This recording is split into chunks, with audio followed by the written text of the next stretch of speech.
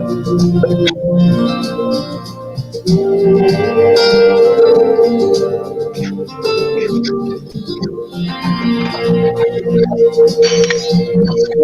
we walk together, baby, come walk. Yeah. That come the twilight, should we lose our way? 'Cause we were walking, our hands should slip free. I'll wait for you. Should I fall behind? Wait for me. So we travel together, darling, side by side. We help each other stay strong. We're helping each other today, aren't we? Oh yeah. So different. That's what love is about. Helping people. Should I fall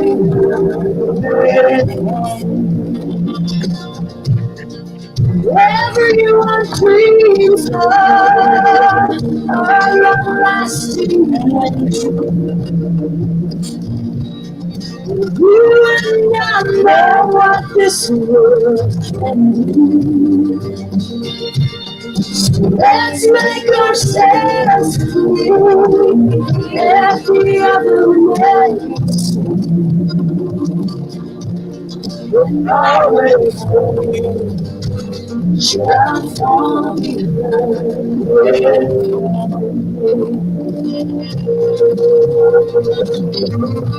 Okay. Good evening, everyone. Wherever you're joining us from, Hello. Good evening, I everyone. I'm super excited to be here, and it's a special show tonight. My two other musketeers are not in the studio tonight, but they are joining. If you are on Instagram, you can see them on the screen. They said they've been waiting for this. Okay, thank you guys for joining us and for keeping faith in us. We're sorry we didn't come last week. I mean, we just had all kinds of things mixed up, and the traffic in Lagos is keeping my people away from me. But we are going to wait for them. I'm going to wait for you. Okay.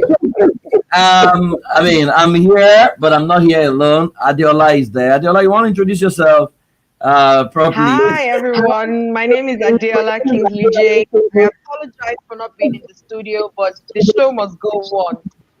Oh, yes. So I'm here. Okay, we're hoping that Bukonla is able to link up with us today. But we're going to have a great time. We started talking about how to find the right spouse, how to find your soulmate. It's a major topic that people want to hack, especially for those of you who are singles and even for those who are married.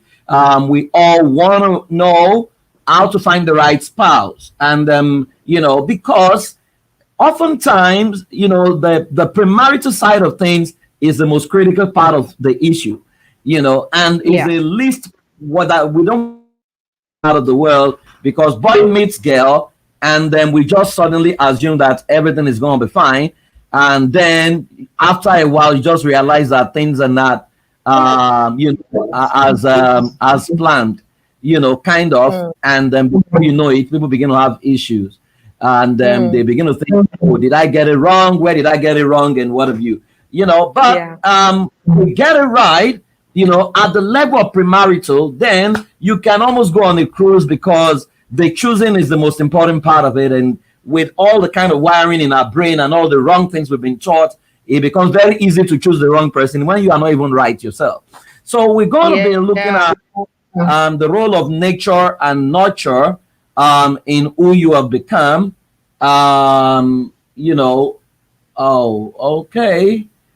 Okay, they are saying that my live stream had to end because he had some song that belonged to someone else. Copyright issue. Okay. But it's not an issue. We'll start again. Okay, so nature and nurture. Because a lot of people say things that are we a product of nature, or are we a product of nurture? And it can become very conflicting sometimes. Some go to an extreme of we're all products of nature, and other people go to the extreme of we're products of nurture. And sometimes you wonder, why do we always have to choose between this or this? Why can't it be this and this? So we're going to be looking at that today. And fortunately, the troublesome one has joined us. She's running her own personal empire. Gio, Bukola, are you there? Right here. I'm right here, guys. Can you hear me? Live and direct, we can hear you. I can hear you from the studio. And our Instagram people can hear you as well. Okay. Oh, awesome. Yeah. So where do we start from? Are we a product of nature, or are we a product of nurture? And how does that nature or nurture affect the choice we make when it comes to marital choices? Okay, Dela, you want to go first?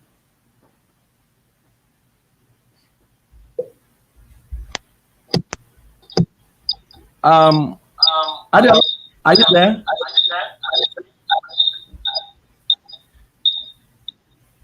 Sorry, guys, we're trying to get the audio right.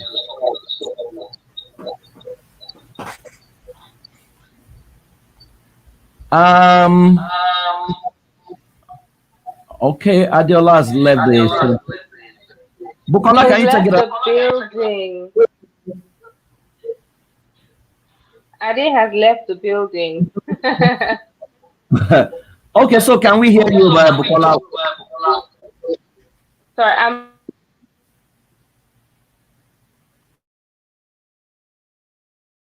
I know where it's coming from. Okay, so we were asking the question, are we products of nature or nurture? Right. Well, of course, I think it's a combination of both, you don't have a say as to how you came into the world, right? You don't have a say in your earlier formative years when you're dependent on your parents and dependent on your immediate family for survival and all of that. You really don't have that much of a say. And so the things that are the values, that are the building blocks from that immediate environment, is automatically going to become your own building blocks as well in those your formative years. Also, you're a product of, there's a biological side of it, which is where you come from and the genes that you inherited, but then there's also the characteristics, which is the more human side of it that you also inherit from your environment. So as far as I'm concerned, we're a product of both nature and nurture. Okay. Adiola, you want to... Can you hear me? Yes. Okay. So I was saying that I think that we're a product of both. Nature and nurture is, we come into this world empty. Adiola, you're feeding back. You're feeding back. Are you on two devices? No, I'm using my ear plug. Okay, yeah, I can hear you now, but you were feeding us back the other time. I think it's better now. Yeah, it's clearer now. Okay, so I was saying that nature, and we come into this world practically empty, and everything that we pick up, even as babies, we start to get sensations and hear our parents say things. By the time we grow older, it's the same thing. So we leave home, we go to school, we hear certain things in school, from nursery to primary to secondary to university. And we're kind of groomed from those places. So when people say that's who I am and that's who I've always been, it's really not even you. It's the programming that you have received from your parents and all the people that have formed you as to where you are at that point. So, where did we hear opposites attract? It's from school, chemistry and all those things. And so we started to hear, opposite attracts and all those things. And so we were formed by our nature and our nurture. And if we and our parents, I've also watched relationships with our parents, and we have assumed that that's how a relationship is meant to be. Okay, So thank you very much. That's where we are. I think you have a device. You have a device that is back. You want to check that device.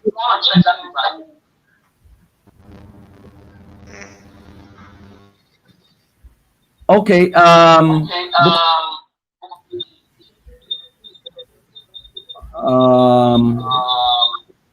Hello. Yes, I can hear you, but bring us back somehow. Where's the feedback coming from? Yeah, I can hear you loud and clear right now. So I don't know where it's coming. It's feeding us back from somewhere. Okay, guys, I'm so sorry. We're having issues with the network of my guest, but we're talking about nature and nurture when it comes to relationship today. That life is about nature and both nurture. And so when people make statements like this is the best version of me, oftentimes it's not true, because if you were born by someone else, or at the point of being given birth to in Nigeria, if someone else adopted you, or the person took you out of Nigeria to the United States, and maybe you were kidnapped or something, you will be totally different from your world will be totally different. How you reason will be totally different. In fact, what you believe will be totally different. And the same way, if you were taken to Japan, let's say the moment you were born in Nigeria, a Japanese kidnapped you, and from day one, you were taken to Japan. What you will believe about God will be different. What you believe about worldview, your thinking, the way you look at things will be totally different. And that's why most of the time, who we are is who nature and nurture has made us to become, not who we truly should be. And that's why one of your personal responsibilities is to now begin to determine who do you want to be now that you are in the stage of awareness. Unfortunately, many people have far gone to even think of coming back to find themselves. So we spend the rest of our lives trying to figure out who we truly are. But I would ask you, Adiola, now a lot of people make statements like, this is the best version of me. This is the best version of me. You have to take me the way I am. How much of you are you truly you? When your life in the first 18 years or in the first 7 years basically was in the hands of someone else that you call your parents? I think it's even more than 7 years, PF. It's even till now at my old age. Sometimes when I do certain things, I ask myself, is this me? Or I can almost hear my mom or my dad, through me, because I know that, okay, I may have done it differently, So I don't think that, I'm not sure if we would ever get to a point where who we are has nothing to do with where we have come from. I don't think we're ever going to get to that point, because the things that have formed us to where we are right now is from that place to be able to say, okay, the values that I live by, I got them from, maybe I got some of those values, because not all the values are negative. Yes, there may be some limiting beliefs, I agree, but there's some good values, like don't tell lies, be kind. So I learned those from them. Now, is it necessarily a bad thing? It isn't, so it's not to say that you're ever going to get to a point where, I'm not sure we're going to ever get to a point where nothing about you came from your nature or nurture. I don't think so. I think we will always carry bits of our parents in us, whether consciously or subconsciously or unconsciously. Somehow there'll be bits of our parents speaking through us, or bits of people that we respected, or people that we have grown up with, or our guardians sipping through us, whether we like it or not. Okay, that's brilliant. Now we've all agreed that we are all products of nature and nurture. We will always be that. Now, so in making a choice of a life partner, how should we now approach it? Should we now look for people who share nature and nurture with us?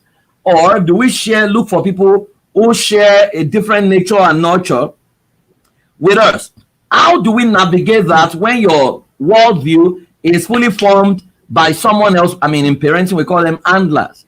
You know, how do we now get it right?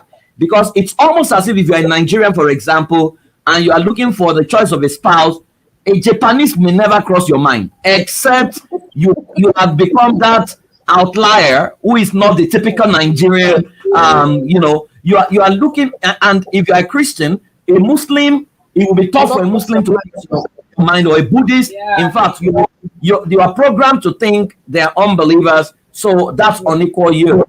You know, if you are Fulani, a Yoruba girl may never cross your mind. In fact, if they cross the abuse, if you cross your mind, your parents, they will take it out of you.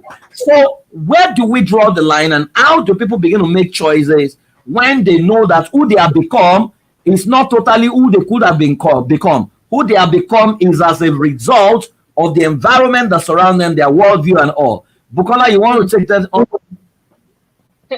Well, I think you first of all even have to start from whether they know that where they are or who they are is not who they are supposed to be. So we need to even backtrack, you know, a little bit and say, okay, do I even know who I am? You know, we started last, you know, 2 weeks ago on finding out who you are, knowing who you are first, and creating your values, identity, so that it's easy for you to recognize the values that you represent and that you have in the person that you're considering or you're thinking of wanting to spend your life with, right? So we have to first of all come to that space of awareness where, you know, you for instance, if you've had quote and unquote a wrong upbringing, you kind of know that, okay, now I need to make adjustments, now I need to make changes, okay?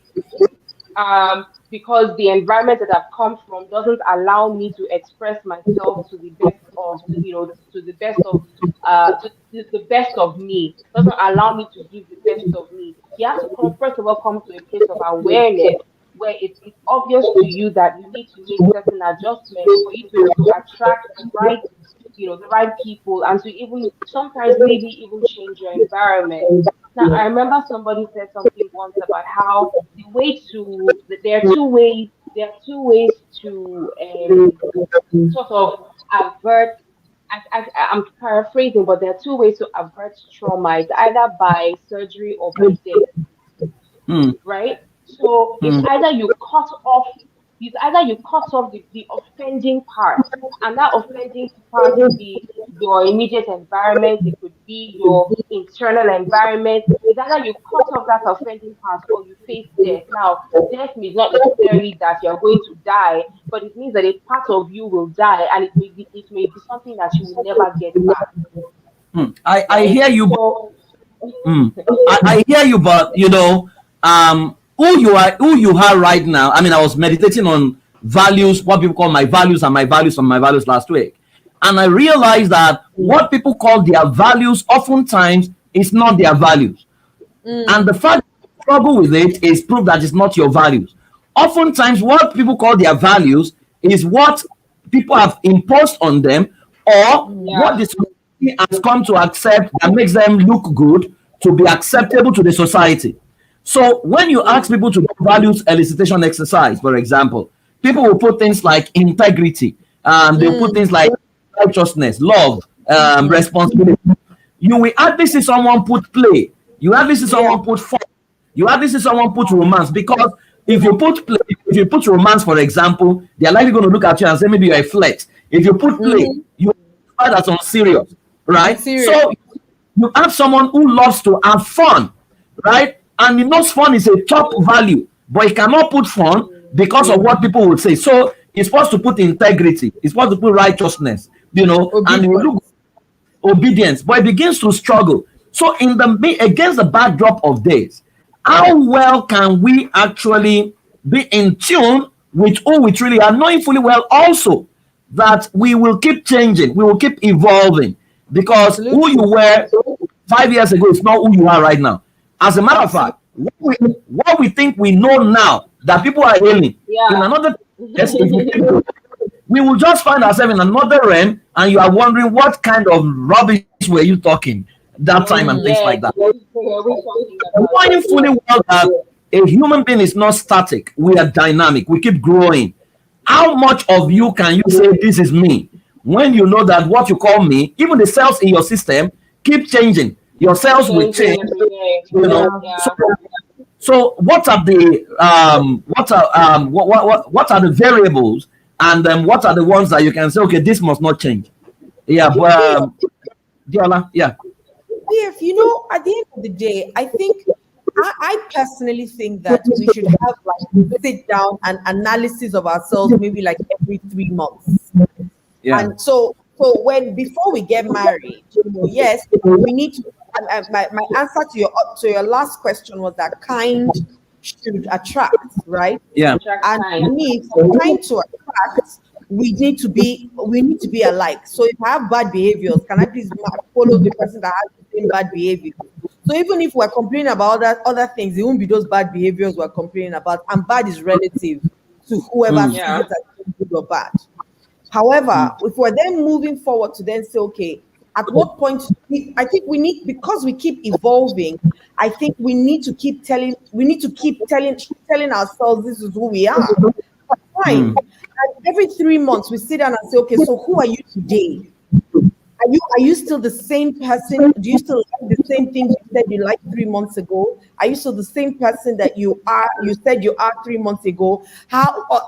Is there something I need to know that is different with you? And we keep doing that, and we find comfort in doing those things, and we see each other as a safe space, because I may have liked something yesterday, or I may have thought something yesterday. I remember when I got married, I used to teach children, they don't have an opinion. You tell them what to do, and they must do it, because that's how I was trained or brought up. And so I started my marriage like that. And I'm like, no, you don't have it's not you that will tell me, it's me that will tell you I must follow it. But today I'm so different. Now I'm having dialogue. I'm saying, okay, let's sit down. I said to my son, which I said to him like 2 days ago, let's write I need you to now sit down and write who you are and share that who you are with me. Because and I will also write who I think you are or who I think you should be, and we will align. So if I see who you say you are, I will you will write it and paste it. I will write it and paste it, so that when if I see you do things differently, I will remind you of who you said you are, that you wrote by yourself. Now, me last year, I will not be having that kind of conversation with my son. So I've evolved. So anybody that saw me then and sees me now will be like, what is this? What's going on here? But I changed. So from what you're saying, if you're on Instagram, I hope you are enjoying this conversation. What we're talking about, humans are dynamic. We keep changing. And so you cannot fully say this is who I am, but the basics must be the basics. If you're a proper human being, at least you must be given to maybe things like development, right? You must be open-minded and teachable. You must be able to be empathetic and, see things through the eyes of other people, and then we say that kind must attract, but what we're saying is very deep, because it's something that we hardly will discuss, right? And that's why someone said, I think it was George Banesha. George Banesha says that the most sensible man is my tailor. He said the most sensible man I know is my tailor. He said because my tailor takes my measurement anew every time I go to him. He said, but others take my measurement once and they expect me to remain the same, based on their yeah. And that makes a lot of sense. That makes a lot of sense to me. But guys, if we agree that human beings are changing, now what now happens if, let's say, I want to marry someone who is a party bird, like Bukola, and I say, let's say we met at the club, and I love the fact that we met at the club. We drink the same kind of drink, Coca-Cola. We just love the same thing. And I look at her. Yeah, she strikes a chord in my. You don't know Bookie. If you are drinking Coca-Cola, you don't know Bookie. Of course, may I not know her? Okay. So guys, we drink the same thing, we think the same way, we talk the same talk, and we feel we are kind. and we get married. Yeah. Now we get married, I am fully set in my ways. I keep clubbing, I keep doing the same thing. Then Buki begins to grow, maybe in a career, and priorities begins to change, right? And they now get into a role, maybe a diplomat that now requires her to be, maybe she joins DSS, for example, and as DSS, based on her new status, right, she can no longer party where I party. She can, I mean, the demands of her job has imposed a new level of discipline on her. That means she cannot go to the party with me. She cannot. So she's becoming, the nature of a job is changing her. She's not, I mean, she doesn't know. So she can no longer go to party with me. She cannot talk as frequently as we used to talk. The chat we used to chat, because now she's a custodian of the secrecy of the entire nation. She can't even share with her husband. Now, how do we manage this?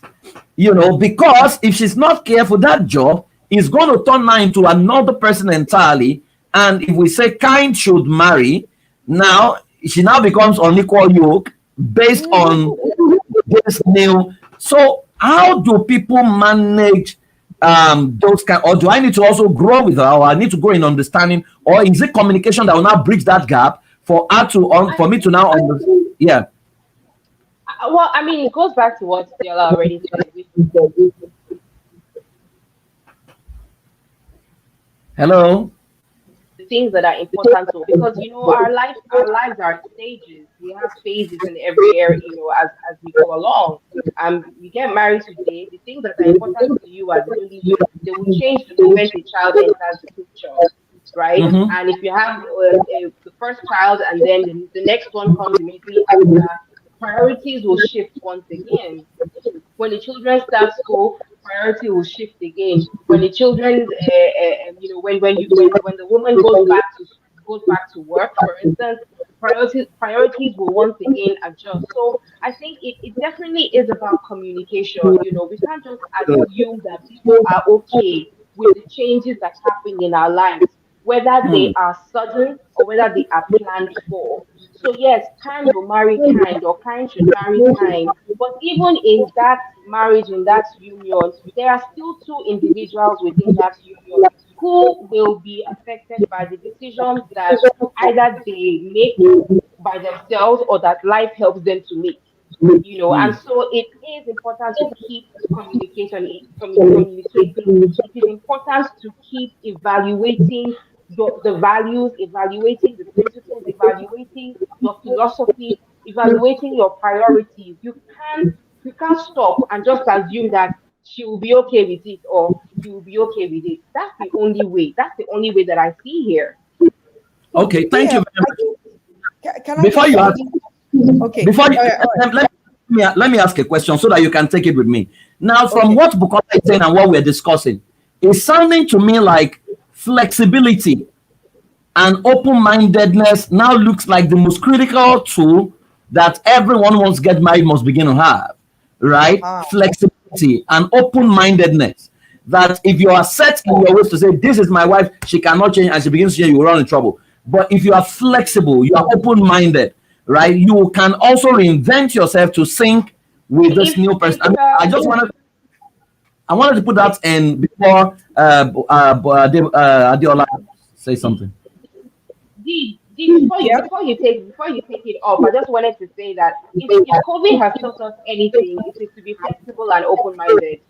I mean, if we're looking at it, we've talked about the new normal phenomenon. We've talked about how we need to adjust to the things that have now been set, you know, before us. If COVID has taught us anything, in fact, if it has taught us nothing else, it has taught us to be open-minded and be flexible.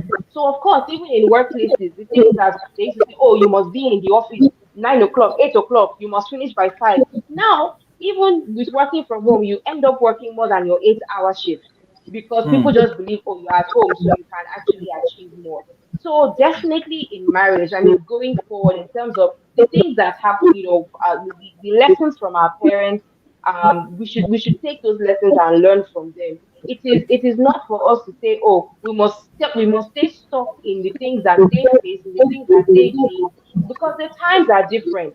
we're talking about a new generation now. We're talking about a generation that is faster, that is slicker, that is more techie savvy, that is more innovative, more progress thinking and forward thinking. And so those older values and principles, it's not as if they are completely gone, but they have changed. And so we must also change with the times if we want our lives, I think, to be relevant and to make sense in the current time and dispensation in which we live. We must be flexible and we must be open-minded. There's no two Thank ways you. about it. Thank you, Adiola. Yeah, you want to say something? So it's I used to think that it was only bad memories that kept us in the past, but good memories also keep us in the past. Yeah. Because you think, oh, we used to be like this, and now he has changed. We used to be like that, and now she has changed. When we'll go out, like you said, I used to be a party popper like you, and we'll go out, we'll have a good time and blah, blah, blah. And so I'm carrying on those memories, albeit good or bad. I'm putting it in my today. Now, your past is only a memory. It's not your current situation. So if I say I am your safe space or you're my safe space, I don't even need to tell you that things are evolving. Also, because with the choices that we have made, things much must change. So we have made this choice for me to go into this department. We both sat down and counted the costs of it. So this taking this job will mean that I will do X, Y, Z, X, Y, Z. Are you okay with it? And then if your spouse says yes, so we're carrying ourselves into that relationship together. It's not a me saying, oh, and so most times we don't count the cost of the things, of the choices that we're making. We expect that the other person should be okay with it. Now, even if yes, I am my own person and my spouse is his own person, and I really don't want to depend on him for my happiness and vice versa. I also don't want to teach him to depend on me for his happiness, which then means that I must be okay within myself whilst he's okay within himself. But we still need to have that alignment, or sometimes shifting, because alignment doesn't mean that we both agree with it. Alignment is that I hear you and I've heard what you can do or not do. You too, I've heard you and I've heard what you can do or not do. But then sometimes you have to shift, which moves you from where you are, and I then move from where I am to agree on something. Now, once we have agreed on it, you can't then go back and start saying, oh, but I didn't know, we didn't know. So is that planning, is that process of togetherness. And for me, it's the friendship that will make you do that. Is the friendship and the understanding, so that when she behaves a particular way, I will even give excuses for her, like we do for our children or we do for our friends. But we don't do that for our spouses, because all of a sudden now they are the spouse. And so I don't understand that thing that comes with it, and then all of a sudden it becomes so hard to be kind to the person.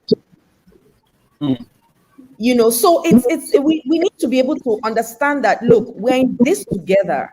And because we're in this together, we need to count the cost of our decisions and the choices that we're making in life, and so that we can make informed decisions, and we would have done our due diligence, and we know that this is now going to change where we are for now. Can we have our private parties in the house, for example? I'm sure we can. Can we have people come to our house rather than going to the club? So that's being flexible, that's being adaptable. Can I learn how to do a different kind of striptease for you, just to make you happy? So there's different things that we can then agree to say, okay, for us to still enjoy this togetherness, these are some of the things that we cannot do without.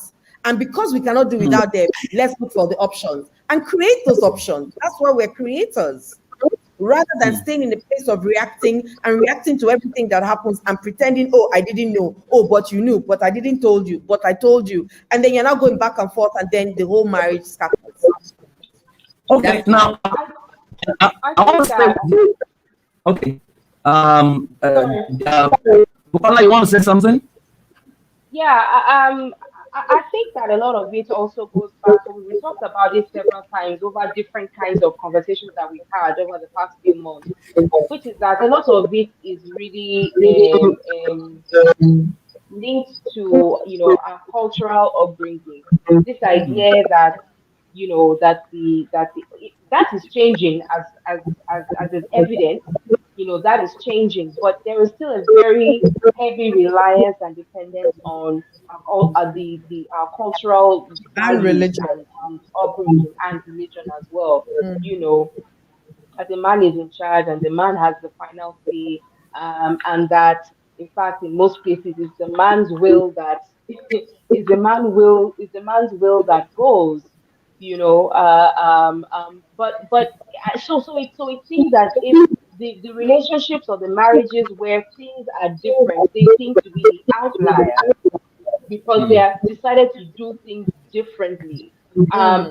And in fact, when people hear their stories or They'll hear call them how woman rapper. different they are, not just woman, exactly, they will They'll call be calling them them all kinds of names. CCs, all kinds of Hmm. names. The woman is the one She wearing the don't wash trouser. out for you.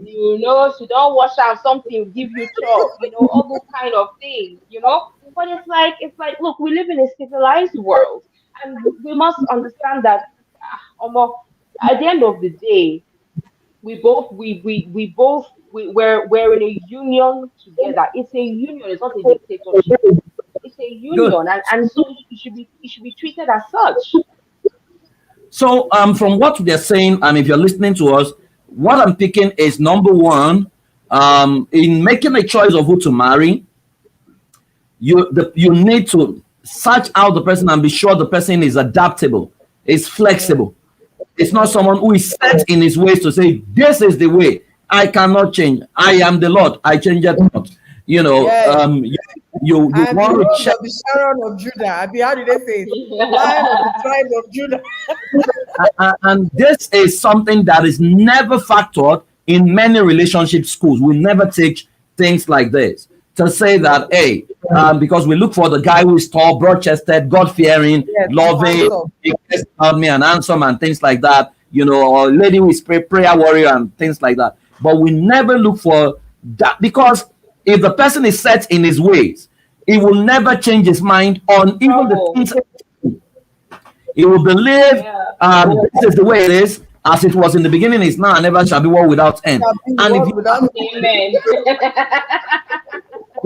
if you are a traditional person, I mean, you can marry, I mean, because you guys will be alike since you are both traditional. But when you have someone who is growing, I mean, because my greatest fear in singles right now is a lot of the single ladies are developing themselves at a pace that is scary. A lot of the single men are not developing themselves because there's this mentality of, we know it, we know what to do, and so someone is saying, how can we search the person out? How can we search the person? How can we search the person out?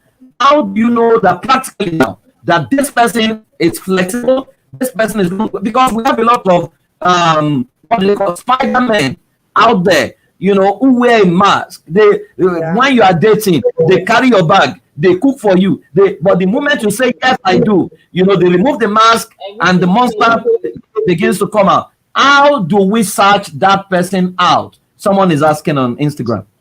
PF, somehow, yeah. I know that people have, we're natural pretenders, right? And I think it's also because we have been trained to be something that we really don't want to be, right? And so, for example, a man is told he shouldn't cry because it's a sign of weakness. So even if he's in dire pain and he's really, they say, just shut up, stop, man up. So the man has grown up thinking, I can't be myself. And I remember when we had this conversation the last time, it's like, we are not able to tell our truths to one another because of fear of criticism and judgment. And also, the person can leave you. So if I tell you something that I really, really, really want, and let's be as extreme as possible. I like to see blood. Some people categorize or say love is beating. They connect love and beating because they grew up in that space. So let's even use that as an example. And the person says, look, I want to be beaten. I want blood to come out of me. That's what turns me on. Any normal human being will run away from that person. I will run away. I tell you that it's blood that turns me on. So we're trained to lie. We're trained to hide behind who we truly are. We're trained to say, oh, she will not understand. He will not understand, you know, and at that point, we would rather keep it to ourselves. So yes, it may be a bit tough to say, okay, search the person out and know the person for what they are, right? But I think if we first of all look at kind, so let's look at basic stuff, our love languages. Okay, you love touch. I love touch. Okay, let's start from there. Let's look at our personality types, for example. And if we look at those basic stuff or those basic attributes or basic, okay, so that you like to talk. I don't like talking. And some men actually really don't like talking. They just want to be left alone. And I know that maybe men naturally are not in that space. I mean, of course, not like UPF. You're not really the same kind of man like the men out there. So let's be factual. But some alone, they don't want to speak. Now we don't like talking. We want to share our day. We want to, you know. So can I please meet someone like a PF who likes to talk like me, so that when he doesn't talk, I understand that, okay, maybe there's really something, or he just needs his space. But our quarrel will not be that I like talking and he doesn't like talking. Yeah. You know, our quarrel will not be like he doesn't buy me gifts when all I know is gifts, or what my own love language. If you do everything in the world, if you don't buy me those gifts, you don't love me. So let's be able to share what love means to us. So okay, in responding to this, yes, in responding to this question, from what Diola is saying, the answer looks like don't even depend on what the person is saying to you. Can you focus on the basics? So if we say kind attract, for example, do you guys share similar love languages? Do you guys share similar personalities? Do you guys share the same worldview about basic things?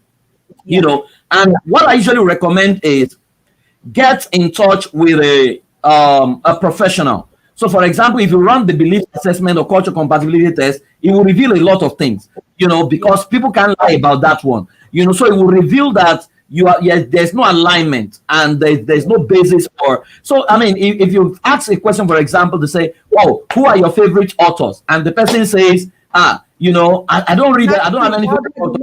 Sexy guy. You say, I have no favorite author, you know, and you say to the person, who are you accountable? And you say, God, I'm a God. Those are red flags. But there's another question. What happens if there's no one to ask questions from and you only have what the person tells you? What do we do? I think that we don't listen to our mind a lot. Your mind is the truth oftentimes. And your mind will unsettle you in some ways, no matter how excited you are. You have some doubt. So in therapy, what I do for most of my clients is first session, I ask them to go back to who knew them between ages 0 to 5. Exactly. They look at who knew them. And to ask the question, if there's anything to remember about me, what would it be? What struck you about me within that period? Then they look for 5 people who knew them between ages 6 to 10. Then you go from 11 to 15, 16 to 21, 22 to 30, and 30 to the age they are right now.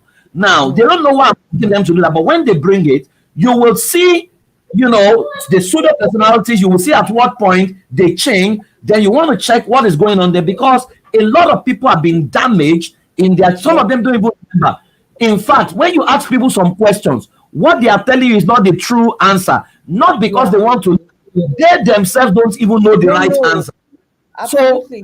So they have been lied to, and they have lied to themselves without knowing that they've lied to themselves, conditioned to be someone else. So even their best attempt to tell you I love God, you know they don't. So the basic thing before we begin to even ask questions is, do we have the same likes? Do we have, I mean, you love touch, does he love touch? You love quality time, does he love quality time? Because if you love touch when I run that assessment, and it's very scary. When I run the love code assessment for people, you will see the man is scoring. When it comes to touch, the woman is scoring 28. Yeah.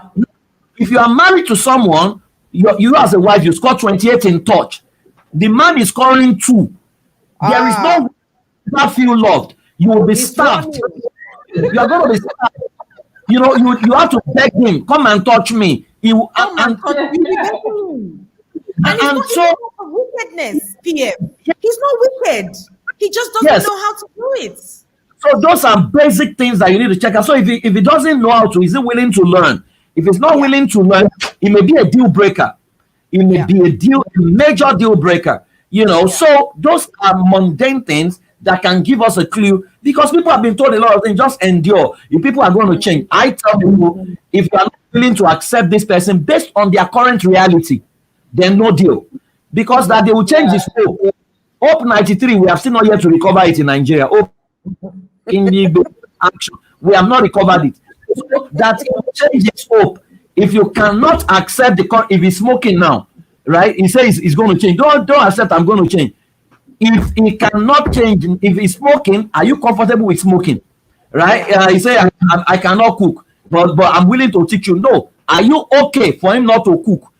Take what he is right now, that he will change, because when some people are fully formed, they cannot change, right? Except there is a major tragic occurrence that will now force them to take, like fire, right? Yeah. So what you see right now, can you accept it? If you can accept it, deal. If you can accept it, no deal, right? If it's someone who has body odor and you are saying, oh, let us do something about it, he said, I'm going to pray it away. I'm going to pray it away. You know, can you deal with that body odor? Can you deal with mouth odor? If you cannot, I always say to people, don't reduce your standard because you want to wear a ring. Don't. People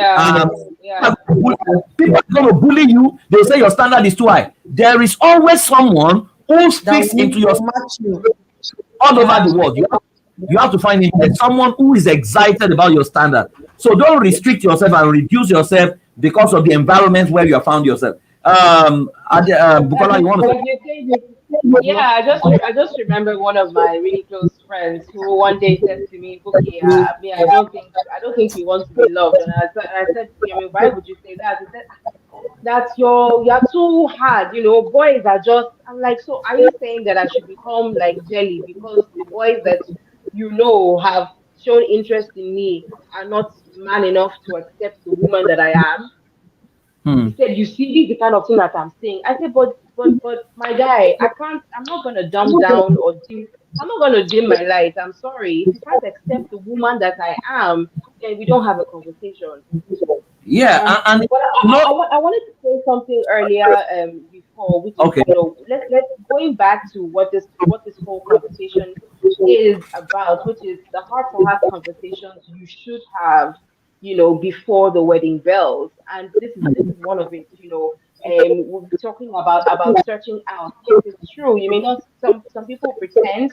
They may not tell you everything that's in your heart, but there are certain questions you can ask, and that's why some families, especially when they used to do arranged marriages, they would come and they would have discussions with, you know, they will go searching. They will go and look into the person's family, their background, their upbringing.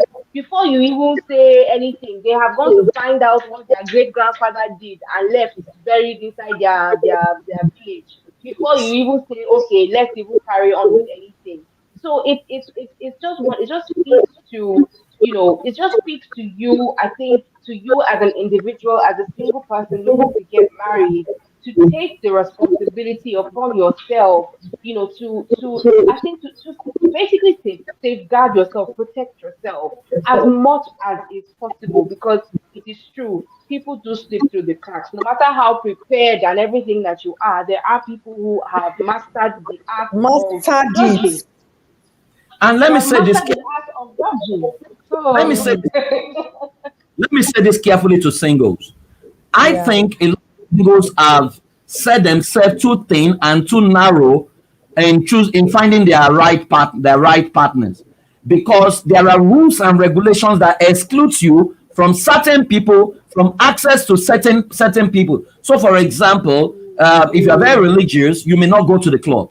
You may not. So, if you are, and there are, so because the men who go to club are irresponsible, but there are responsible men who actually go to the club because that's the place they can click their deals, right? So, imagine how many men are eligible in the club space that you may never meet, your paths may never cross because you have been taught to be suspicious about them, right? And so you have been told the only place where you find the right kind of man is in the religious, is in the presence of God. The question is, where is the presence? In the church that you attend.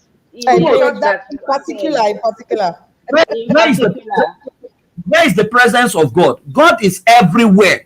Right? His presence. But we have narrowed down his presence into a building. So if the person doesn't come, and meanwhile, the devil can come into that building because God is not going to stop it. When the sons of God were gathering, Satan came there.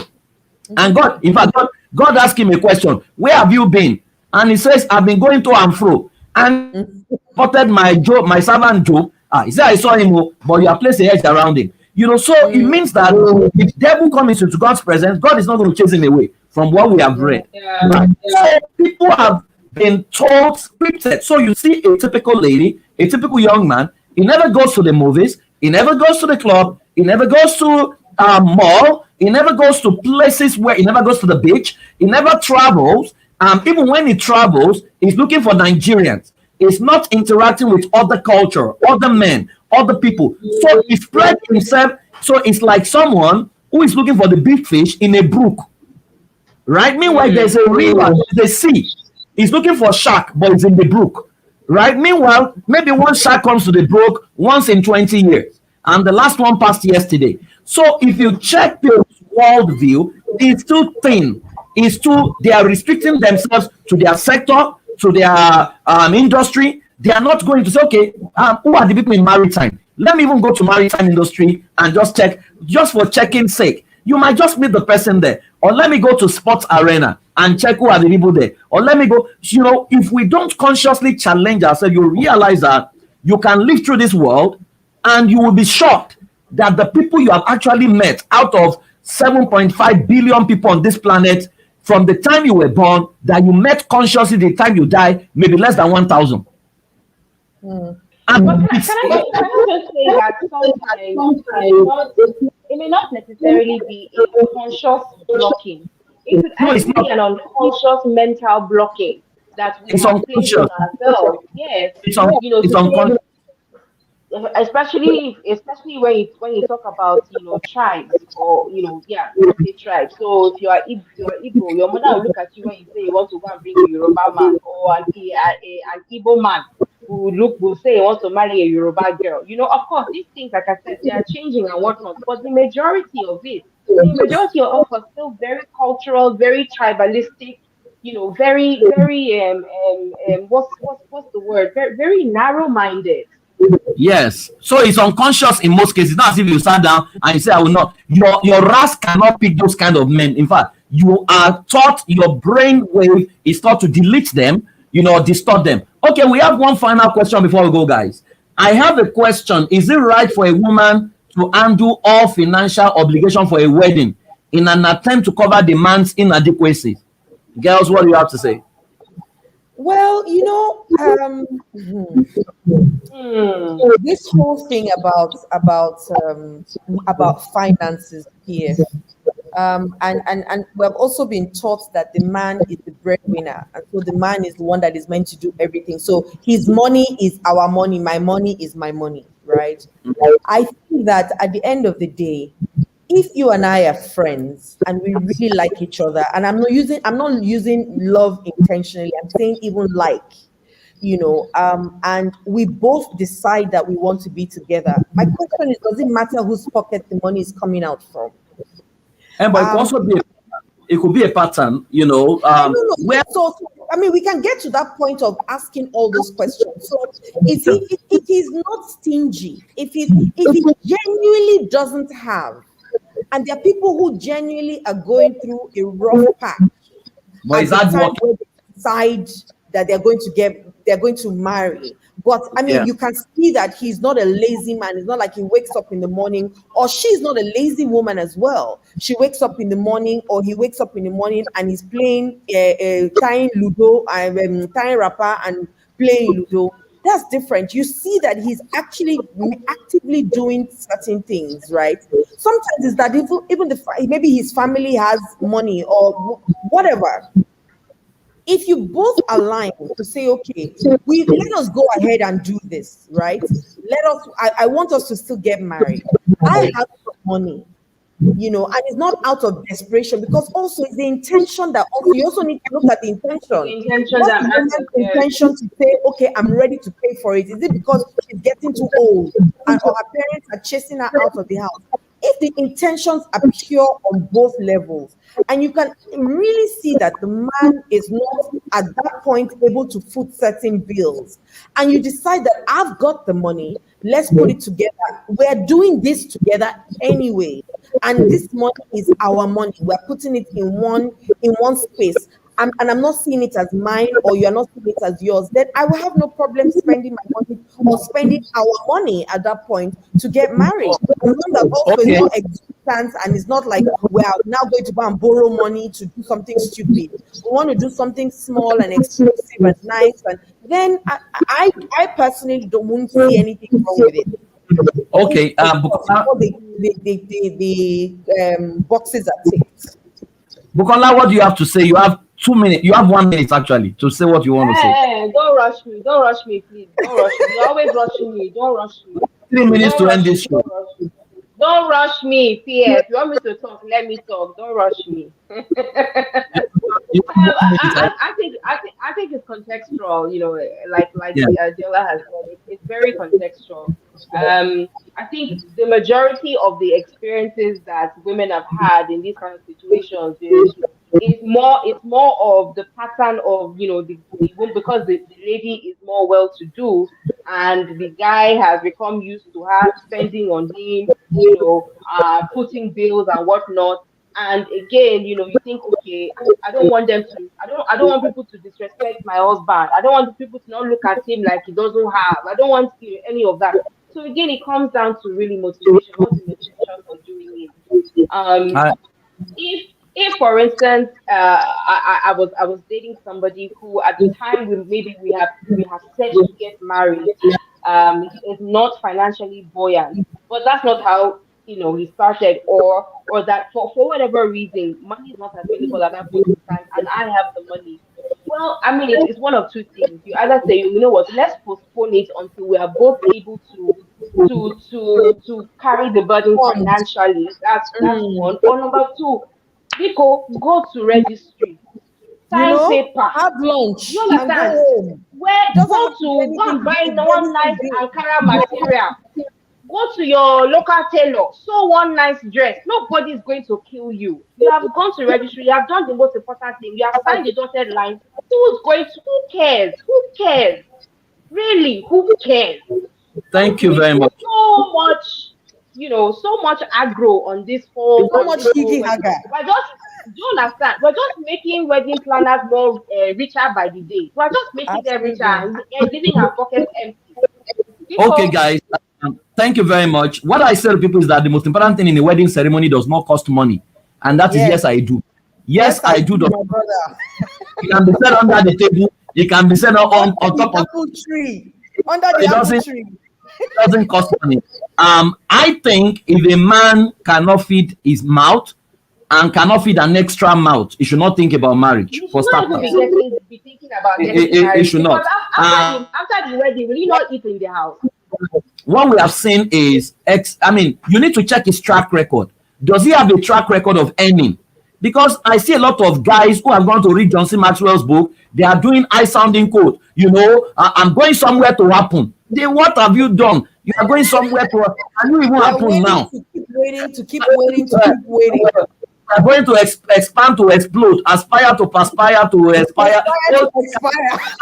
Aspire to aspiration now. Right? Because, if you set a precedent of always covering up for him, You may not Yeah. blame if he doesn't rise up to his rest. You may need to cover up for him for the rest of his life. For the So rest of your marriage.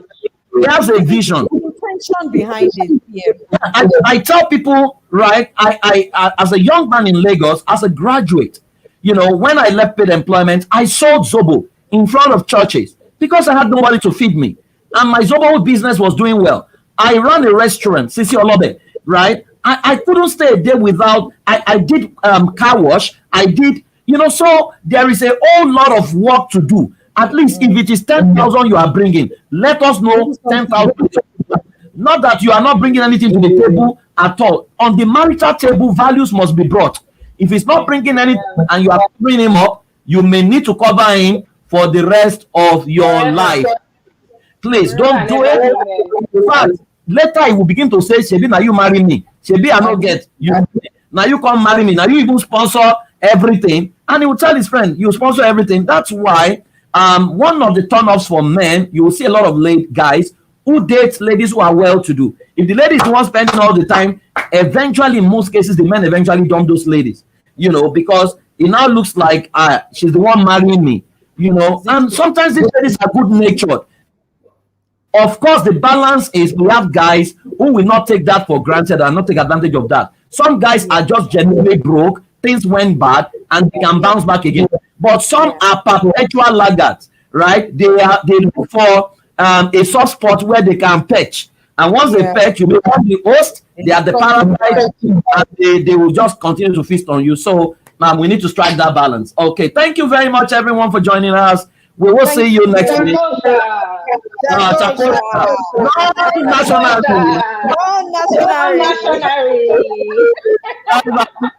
I miss you guys. I'll see you next week. Have a fantastic evening. Thank you. I can't wait to get into our new studio. Yes. We're not done. We're just coming. Okay. Okay. Bye.